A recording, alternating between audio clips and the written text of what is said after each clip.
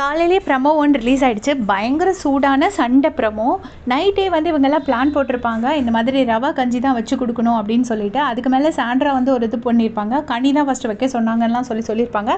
But கனி அப்படி சொல்லவே இல்லை. அதுக்கப்புறம் இவங்க எல்லோரும் சேர்ந்து கனி கிட்ட சொல்லிட்டு இருப்பாங்க, நம்ம ரவா கஞ்சி வச்சு கொடுத்தா போதும் அப்படிங்கிறது.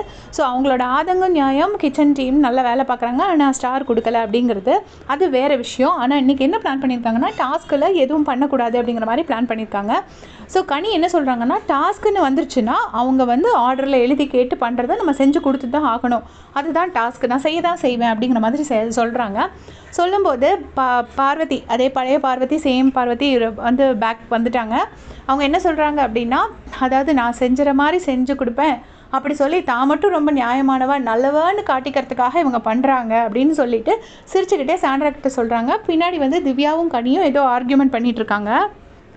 இந்த மட்டும் நல்லவங்கிற மாதிரி ஃபுல்லாக ரெஜிஸ்டர் பண்ணி மற்றவங்களை எல்லாரையும் சட்டிலாக கேமராவாக போய் ரெஜிஸ்டர் பண்ணுறது பார்வதியோட ஒர்க்கு.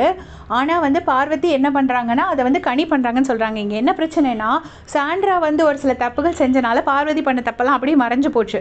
ஆக்சுவலாக பார்வதி பண்ணது எதையுமே இன்னும் சாண்ட்ரா பண்ணவே இல்லை. அவங்க கொஞ்சம் தான் பண்ணியிருக்காங்க. ஆனால் புதுசாக வந்ததுனால பார்வதி பண்ண தப்பை எல்லாருமே மறந்துட்டாங்க.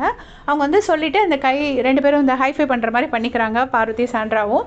உடனே வந்துட்டு எஃப்ஜே சொல்கிறாரு, ஆமாம் உங்கள் செல்ல அண்ணன் போயிட்டார்ல, அதனால் இப்போ வேறு யாரையோ தேடிட்டுருக்கீங்க, யாருக்கிட்டையாவது போயிட்டு புலம்பி இது பண்ணுறதுக்கு அப்படின்னு சொல்லி எஃப்ஜே சொல்கிறாரு. உடனே அந்த வெடலை பையன் எஃப்ஜே திரும்பி வந்துட்டான்ப்பா அப்படின்னு சொல்கிறாங்க. அதே புள்ளி பண்ணுற மாக்கிங் ஆட்டிடியூடோடு சொல்கிறாங்க. சொன்னோன்னே எஃப்ஜே வந்து பாரு ஆண்டின்னு இப்படி தான் கொடுக்கணும் பார்வதிக்கு. ஏன்னா தான் மட்டும் எனக்கு யாரை வேணால் என்ன வேணால் பேசலாம், தன்னை யாரும் எதுவும் பேசக்கூடாது. இது என்ன மாதிரி ஒரு ஆட்டிடியூட்னே தெரியல. அதை வந்து பார்வதி வந்து பண்ணுறாங்க.